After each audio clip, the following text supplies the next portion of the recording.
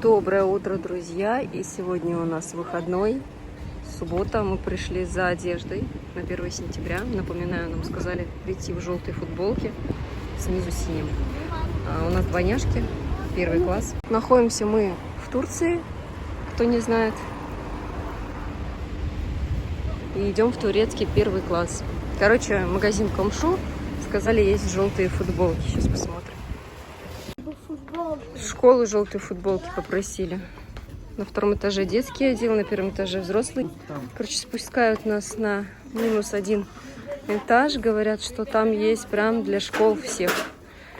Эту информацию мне вообще сказала подружка, что вот так вот. А в школе даже не могли сказать, что есть вот в Комшу такие отделы, где специально для школ. Мы сейчас вот на 3 этаж поднялись, нам сказали, какая школа? Я говорю, Сараджалар. Вот для вас, говорит, есть внизу. Смотрите, прям целые отделы. Специализированные отделы. На каждую школу. И нам даже об этом не сказали. Вот что значит наша школа рядом с нами. Ну вот видишь, прям под нашу школу. Казам, посмотри-ка на меня. Слушай, ну вообще классно же. Ты чё? Во-первых, она не сможет ее одевать. Во-первых, она будет у меня а по... сверху Нет, еще есть надо меньше. одевать. Нет, это самая маленькая. Короче, утонула Азалия. А футболка, так вообще мы заправили ее, она вот повсюду. Ну, вот 250 рублей футболка, Лир. 450 лир, да, юбка. Как, идет ей желтый цвет? Вообще идет. Серьезно? Да. Короче, решили мы еще посмотреть. Еще в других магазинчиках, пару магазинчиков. Посмотрим, и потом еще вернемся за футболками. Что-то нам не понравились на Азалию. Ну вот. Такие дела. В Комшу есть еще и бижутерия разная. И всякие заколочки, кстати, для Азальки. Можно посмотреть. Еще один магазинчик. Заходим, посмотрим. Так, и приехали мы в Вайкики, потому что там, сказали, только вечером приедет. Так, ну что, посмотри сюда хоть. Здесь, короче, в Вайкике и красивая, и короткая, не длинная. И очень ей понравилось. Нравится? И такая она более... Смотрится более... Как сказать? Элегантнее, что ли, чем... Где второй у нас? Второй у нас сам учится. Все сам. Сами с усами называется. Сами с усами и без зубов. Но без зубов. Ну выходи, выходи. Папа, ну помоги. Сюда иди. Даже без зубик. Иди туда, встань. Нет, красиво вообще. Ну посмотри на меня. Да подожди, Азалия, тебя я посмотрела хорошенько. Встань туда в зеркало, посмотрись. И не короткая, считай. Ой, и не длинная, считай. А у нас посмотри на маму. Зубки покажи. Короче, смотрите, да, и красная есть футболка, и желтая, пожалуйста, 279 лир. Но мы еще сейчас посмотрим на этаже Азалии для девочек, которые... Нам еще нужны синие шорты. У Алмаза есть синие шорты, и брюки есть, а вот у Азальки нету. Так, вижу только розовую футболку, так что мы последние 2 урвали. А нам надо темно-синяя, поэтому, значит, не... просто так нам сказали, можете брать везде. Реально везде есть, просто надо успеть. И в Вайкике есть такие футболки, так что хорошо все. Азальки юбка как раз прям темно-синяя, как есть на ее размер. Нашли. Сколько стоит? Вот, например, в Комшу стоило 450. А здесь тоже так же. Но материал здесь получше. Еще есть резинка, можно затянуть. Короче, вот так вот. Юбка, шорты. Посмотри сюда. Вот так вот и пойдет. На 1 сентября с тапками. Так, ну что, мы зашли еще в... Как оно называется? Дунья Донор. Рядом с Вайкики. Возьмем домой по донору. Хотя я дома вроде суп приготовила. У меня прям свежий щи дома есть, но Надо дети больше требуют вкусно, а у нас донора много кушают. и хотят Мы за мороженое. пирогом вышли. Кстати, Азалька хочет за дубайским мороженым. Магнат, очень вкусный, говорит. В прошлый раз на пляже я показывала, что покупала зелененькое такое мороженое. В шоке. Сейчас посмотрим, поищем. 5 минут не прошло, уже все готово. Представляете? Вот, мы взяли Антакия донор. 110 стоит один донор. С говядиной ничего нету, сказали. И это напротив, вот Эве, например. Здесь вот Вайкики. Здесь конец улицы. В общем, у нас настал уже вечер. Смотрите, здесь какую дорожку сделали необычную. Здесь постоянно вот на этом перекрестке какие-то аварии, столкновения. И поэтому, скорее всего, сделали такую дорожку. Полицейские, лежачий полицейский. Очень широкий, правда. У нас сегодня 30 августа. День Победы в Турции. Ежегодно 30 августа в Турции и Турецкой Республике Северного Кипра отмечается большой государственный праздник – День Победы. Это важный национальный праздник и официальный выходной в стране. А суть праздника – чествование победы турецкой армии в битве при Думлупинаре 26-30 августа 1922 года. Это сражение стало переломным моментом в войне Турции и Греции. Греки проиграли битву и были вынуждены отступить. А битва при Думлупинаре была последней в греко-турецкой войне 1919-1922 году, которая в свою очередь являлась частью войны за независимость Турции. Так что сегодня везде развешаны флаги. Мы, возможно, даже сейчас до центра дойдем, хотим посмотреть, что там происходит. Возможно, уже там все уходят, все собирают, но 100% там что-то было. Вот везде там флаги, между домами флаги, вот Люди сами шли мы, вывешивают да, флаги вот у себя на люди, балконах. кстати, с флагами идут. То есть, короче, сегодня вот такой день. А мы оставили своих маленьких на старшенького. У нас... Ставили маленьких спиногрызов на большого спиногрыза. Да. Сегодня, кстати, сходили мы на собрание. Вот. Большого нашего спиногрызика. У нас там последний год. Послушали, что нам рассказывают. Очень было интересно. Вот. В общем, что хотим сказать. Скоро ожидает нас еще одно собрание маленьких спиногрызиков. Они, кстати, попали в разные школы, в разные классы, точнее. В разные классы. И сказали, что 1 сентября в 9:30 обоим приходить, но почему-то сказали не обязательно в одежде. То есть по ощущениям, как будто бы это не первый вот такой вот торжественный день. Но мы решили все равно одеться красиво, да? Да. Вот, короче, иду, меня Руслан ругает, говорит, что не дотерпела. Че, говорит, не снимаешь красоту, снимаешь темень какую-то. Так что давайте я буду подключаться чуть позже, где более-менее красиво. В общем, прерываюсь. Зашли мы в Carrefour. Купила я Швепс. Я очень редко балуюсь газированными напитками, но сегодня захотелось. Просто мы дома открыли чипсы, и у меня прям такой сушняк. Ну и, конечно же, мы любим прикармливать котиков. Короче, пришли мы в центр. Вот смотрите, стоят вот такие вот, как их назвать? Палаточки стоят такие. Палаточки.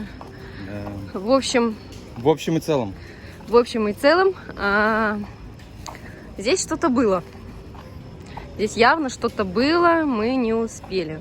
Но мы пройдем дальше. А вон там, кстати, вроде как еще палатки не разобраны, и что-то там продают. Ну, это, как всегда, ярмарка, как всегда, gözleme. У них обычно каждый праздник вот так вот. И в центре концерт ставят. Вот, концерт, наверное, уже прошел. Да-да. А там вон доносится: «Москва, люблю тебя». Вот там вот. Значит, отдыхают русскоговорящие. Ну, наверное, да. Вот в доме у кого-то там флаг. Вот здесь вот разбирают, все уезжают. Кукурузу вот продавали, Мысыр написано, видите? Вот. Короче, так.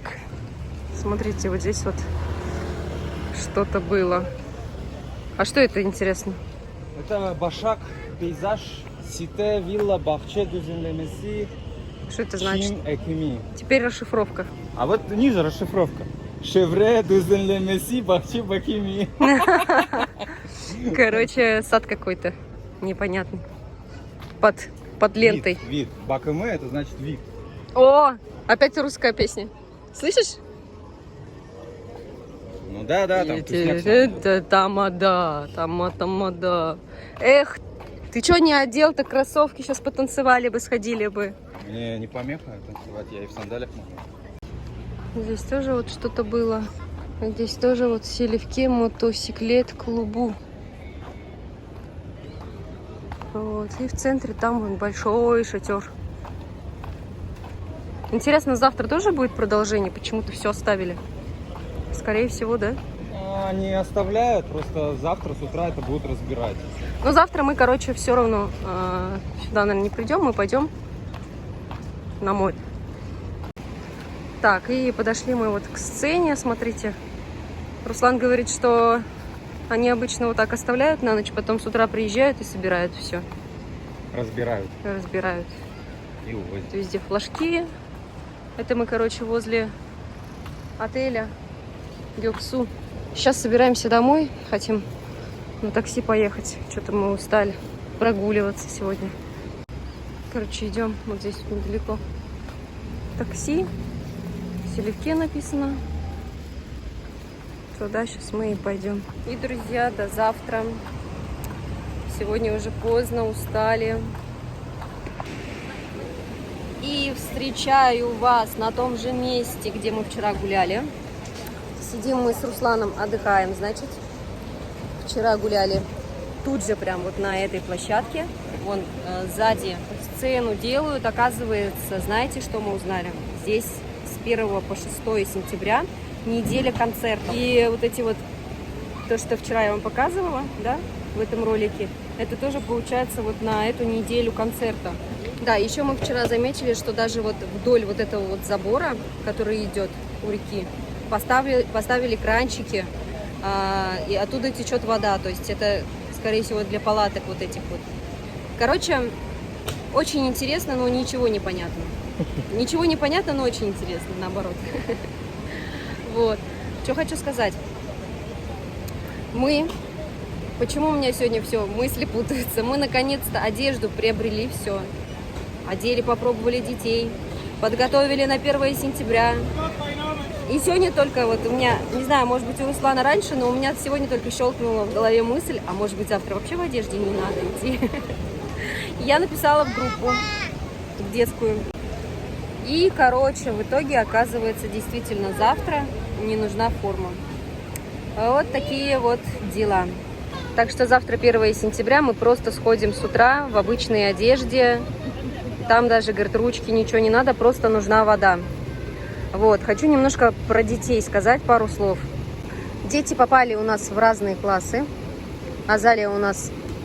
А ты знаешь у Азалии букву? Нет, не знаю. Короче, учительница Азалия не ввела нас в группу специальную, а учитель Алмаза, получается, в группу добавил нас. И мы не знаем, в какой группе, в каком классе будет Азалия. Вот, ну хотя бы... в первом Б. Алмаз у нас в первом В русская, Б турецкая и английская. Бирби. Короче, как и старший у нас сын. Алмаз тоже в В первом только. Турецком первом, напоминаю. Короче, Азалька у нас прям обрадовалась, что они в разные классы попали, а Алмаз нет. Вот такие вот дела. В общем, завтра пойдем. Потом мы спланируем пойти в детскую комнату, немножко с ними погулять. Короче, Азалия довольна. Выпросили мороженое у нас. Одно мороженое стоит 30 лир. Вот такое вот в Турции. Здесь вот есть везде вот такие островки. Летом постоянно стоят они. Ну, пока жара. Потом убирают. Дети, короче, пошли у нас играть. Как раз могу немножко рассказать про них. У нас Азалия с Алмазом, хоть и двойняшки, по характеру очень сильно разные. И вот получается, что мы без нашего ведома их рассоединили в разные классы, да, ну, мы решили, что мы не будем заходить об этом разговаривать пока что, посмотрим на их поведение, но с садика нам говорили, что, в принципе, ничего страшного, если в разные школы пойдут. Я потому что задавала такой вопрос, в разные классы. И я слышала, я состояла в группе двойняшек, я слышала, что некоторые родители очень сильно жаловались на то, что один, например, мешает другому, и поэтому типа мы решили, что мы отдаем их в разные классы. Вот. Но так как уже тут определили, мы не стали ничего говорить, тем более это турецкая школа, тем более еще ничего не понятно. В общем, в любом случае, я думаю, что можно будет поменять, изменить это. И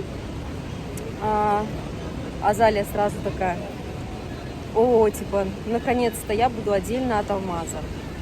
Был момент такой у детей, когда Алмаз, вот Алмазу говоришь, вы двойняшки, он: мы не двойняшки, нет, вот так вот себя это вел, реагировал. И, ну, это, в принципе, я читала, это нормально. Но сейчас уже более такой взрослый, более взрослее становится уже Азалия такая, как бы, я устала от Алмаза, я хочу немножко отдельно. Вот иногда даже бывает, что Алмаз там пойдет со старшим куда-то там, она останется дома одна и говорит, что наконец-то я, говорит, дома одна без Алмаза. То есть вот так вот.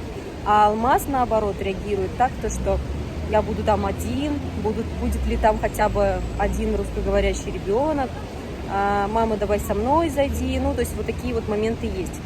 Благо, что есть вот эта вот неделя адаптации получается, что дети будут там по часу только ежедневно. Я не знаю, конечно, в среду, вторник, среда, будет ли у них какое-то занятие, но, я так понимаю, это неделя адаптационная. Со следующей недели уже они будут учиться начинать. Ну, а кто на канале впервые, хочу немношко рассказать о себе. Мы ровно 3 года назад переехали в Турцию с 3 детьми. И 1,5 года жили в городе Газипаше. Сейчас мы проживаем в Селивке. Сюда переехали по работе. Я работаю удаленно, муж работает на станции Аккую. Кому интересно, чем я занимаюсь, какая удаленная работа у меня, можете проходить по ссылке. Я всегда оставляю под роликом, в комментариях и в описании. Ну и давайте расскажу немножко, как же тут все-таки в Турции дети получают образование. Конечно, сначала, как и у нас, все дети ходят в садик. Анаокулу — это садик. Бывают частные садики, бывают государственные садики. Далее тоже бывают школы государственные, бывают школы частные. И сразу же 1 класс дети идут в Илк-Окулу после садика. Илк-Окулу длится 4 года, то есть 4 класса.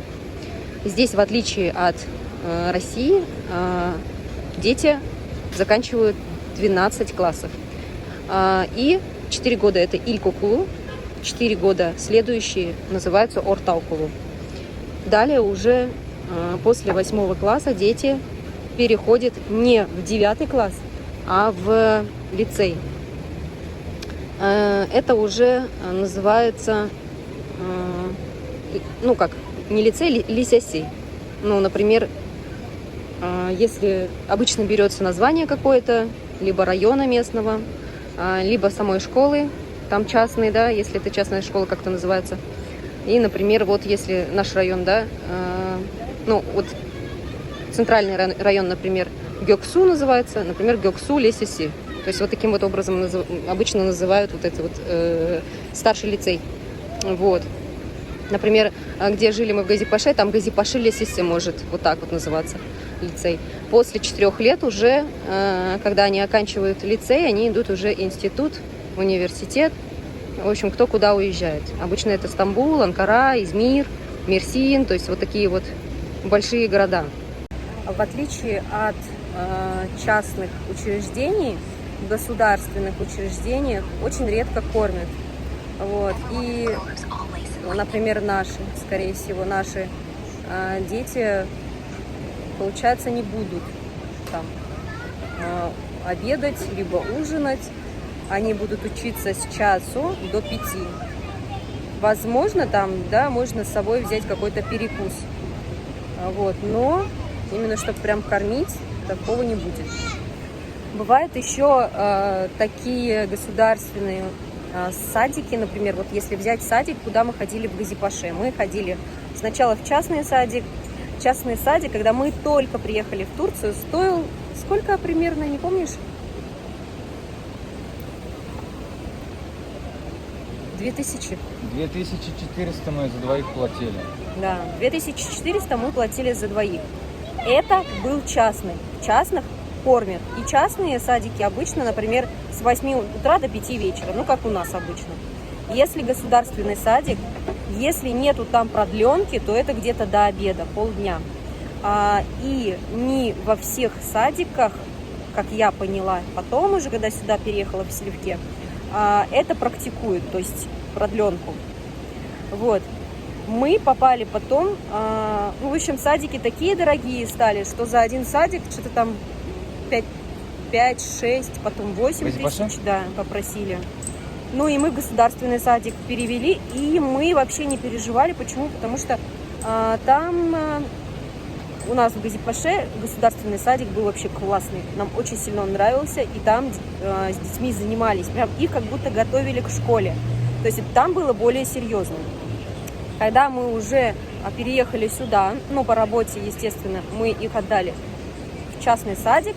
Частный садик на тот момент сколько здесь стоил? 8 тысяч где-то.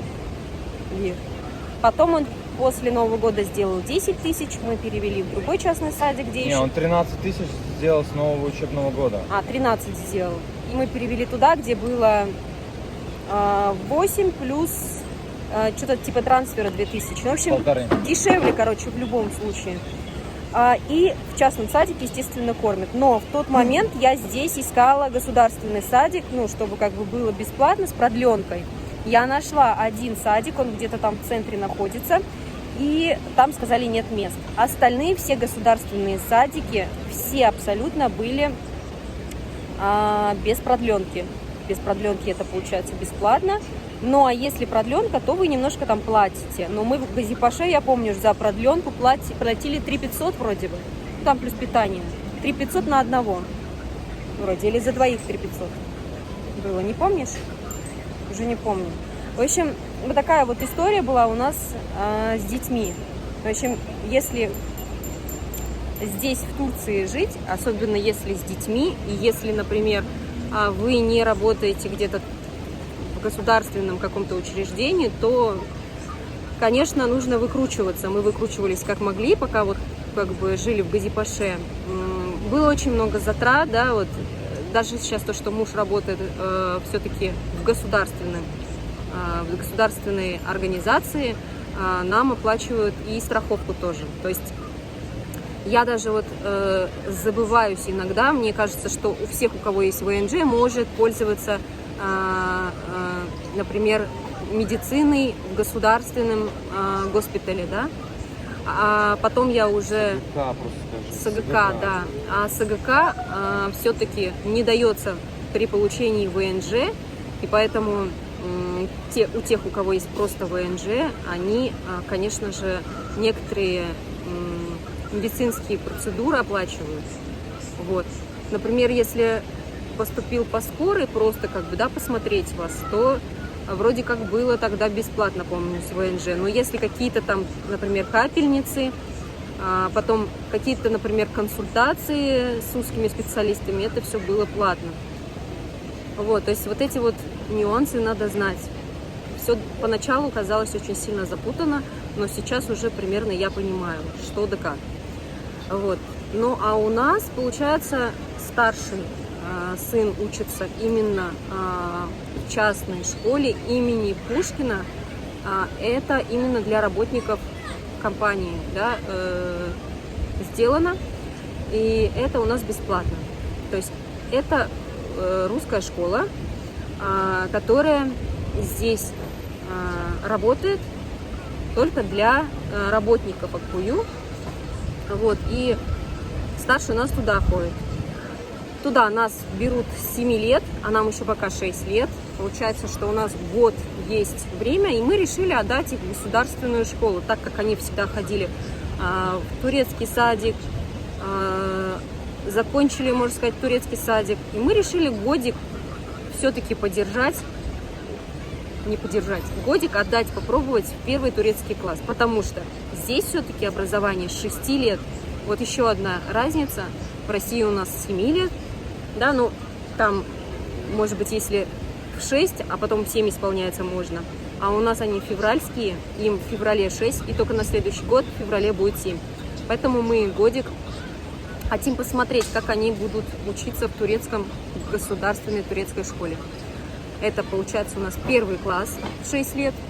А дальше уже, если прям очень будет сложно, и мы решим, что мы хотим их в русскую школу, то отдадим в русскую школу. В общем, примерно так. Решили мы попить кофе. Руслан заказал себе турецкое кофе.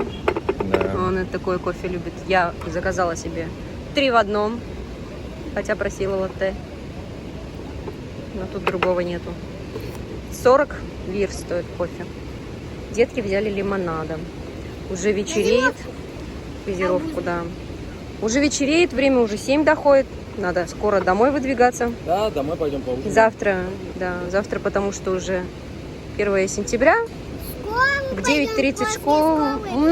У вас не будет школы завтра. Вы на час только зайдете, познакомитесь с учительницей и все. И с учениками. Да, и все. Просто вы даже посмотрите, учиться не всё. будете, оказывается. Оказывается, да, Азалия, оказывается, учеба начинается только со следующей недели. 8 В турецкой сентября, да. школе. Это Так что у вас... послезавтра? Нет, это через Через неделю. 7 дней. 7 дней? Да? Так что, давайте. Что хочу сказать. Вы рады? Мы просто посмотрим, а потом в детскую комнату пойдем. Ну да, мы как бы заранее Тебе зарплату дали. заранее отметим 1 сентября. Тебе и так зарплату дали. Тебе и так зарплату дали. Нет, не дали. И, друзья, уже вечереет. Подведу итоги. В общем, примерно рассказала по поводу образования. Завтра первый раз пойдем в турецкую школу просто ознакомливаться. Сегодня еще мы детям дали такую возможность прям попрощаться со своими друзьями по нашему дому. Хорошо, что все-таки у нас есть свое сите, где мы живем. Да, мы планируем, конечно, переезжать. Но когда есть сите, это хорошо. Дети вот все лето выходили, я была дома, я просто с окна смотрю, дети во дворе, все закрыто. То, что бассейн есть хорошо, да. Сегодня вот с этими детьми, с которыми они все лето провели вместе, попрощались, они у нас были в гостях. Я приготовила пиццу, покормила всех, они наигрались в планшет. Вот, короче, как-то так. И, друзья, на этой прекрасной ноте буду заканчивать свой ролик. Всем желаю, как всегда, счастья, здоровья, любви, мирного неба над головой. Всем пока.